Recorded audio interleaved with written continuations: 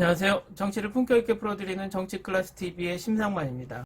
오늘은 해외 영화 드라마 전문 매체 스크린렌트에 올라온 지금 우리 학교는의 8가지 방법은 일반적으로 볼 수 있는 공포 장르 속 비유를 재정의합니다란 제목의 기사를 살펴보겠습니다. 지난 영상에서 공개했듯 지금 우리 학교는 지난 28일 개봉 이후 누적 시청 시간 4억 7,426만 시간을 기록, 공개 이후 28일간 기록을 집계하는 역대 흥행 순위에선 TV 비영어 부분 3위에 올랐습니다. 이 상황이면 1위 오징어 게임은 넘지 못해도 2위인 종이이즈 파트 4를 넘는 것은 시간 문제인 것 같습니다.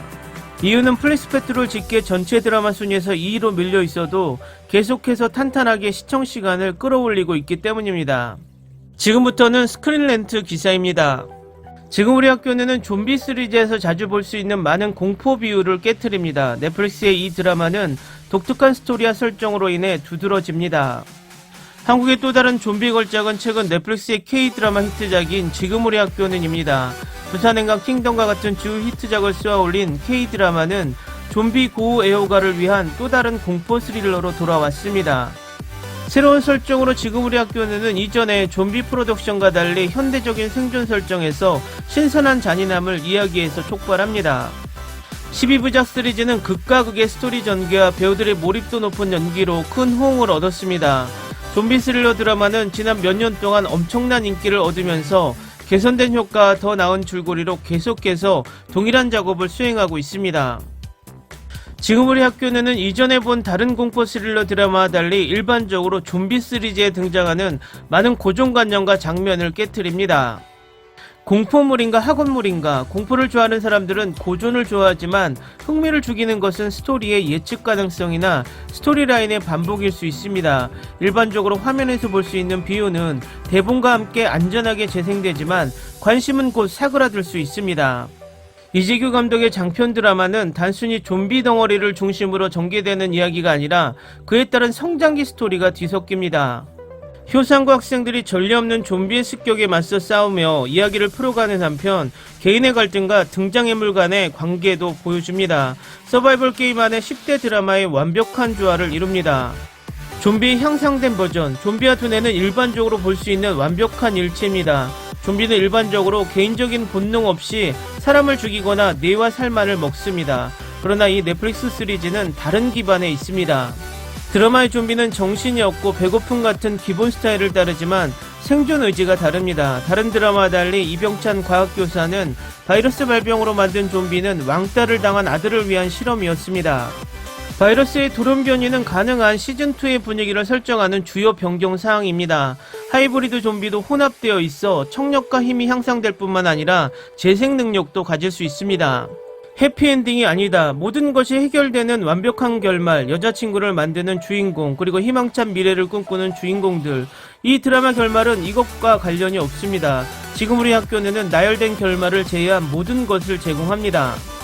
호러 시리즈에서 흔히 볼 수 있는 엔딩과 달리 시즌2가 나오길 바라는 염원으로 시리즈는 끝을 맺습니다.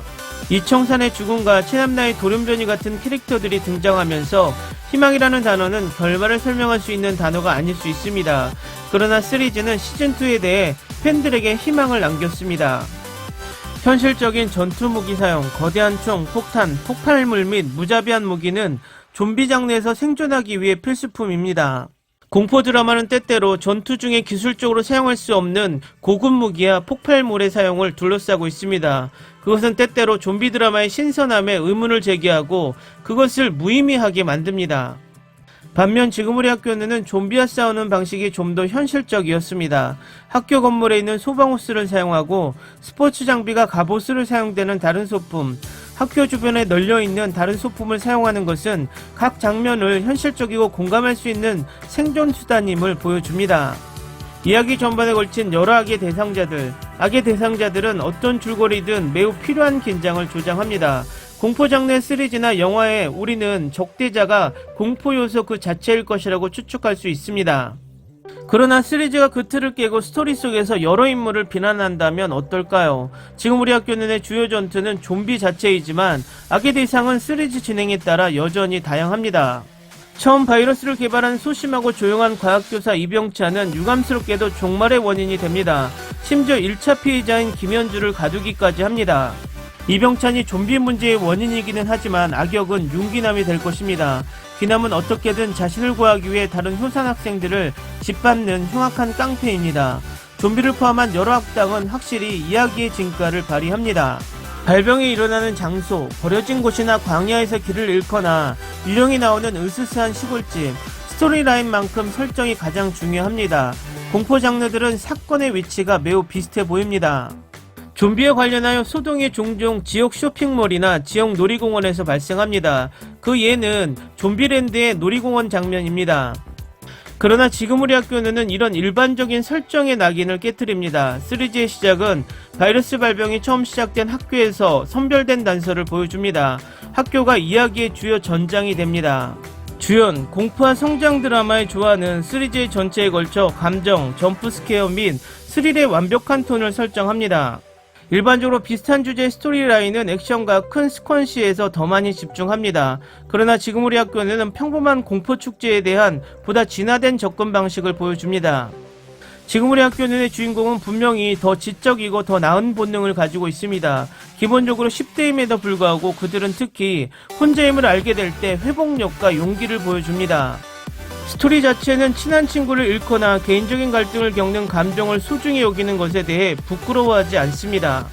이야기는 주로 학교 고뇌의 생존자에 초점을 맞추고 있지만 플롯은 개인적인 몫을 가진 다른 캐릭터와 겹쳐집니다. 각 캐릭터마다 이재규 감독의 연출을 완벽하게 보완하고 있습니다. 좀비 공포의 원인, 주로 좀비 공포 시리즈는 주요 점프스케어, 중요한 배경 이야기, 일반적으로 공포 요소의 신비한 발발을 제공하는 줄거리를 중심으로 진행됩니다. 특히 초반에 초자연적 행위의 진짜 원인을 보여주는 공포 시리즈를 보는 것은 상당히 드뭅니다. 지금 우리 학교는 좀비 아포칼립스의 원인이 단순한 우연이 아니라 과학실험실 바이러스가 풀린 것임을 밝히기 위한 일반적인 음모를 다룹니다. 이번 발병은 정부의 실험이나 방어 전략의 산물이 아니라 오히려 아들을 도우려던 아버지가 불행하게도 혼란을 초래했습니다. 기사 잘 보셨나요? 해외 언론에서 보는 지금 우리 학교는의 스토리는 탄탄합니다. 3G물로서 적당한 스토리라인을 가지고 있다고 생각하고 있습니다. 제가 조금 불만인 것이 이런 기사를 한국의 언론에서 보고 싶네요. 오늘은 여기까지 하겠습니다. 오늘도 생활 속 거리두기 꼭 실천합시다. 당신의 구독과 좋아요는 저에게 큰 힘이 됩니다. 항상 시청해주셔서 고맙습니다.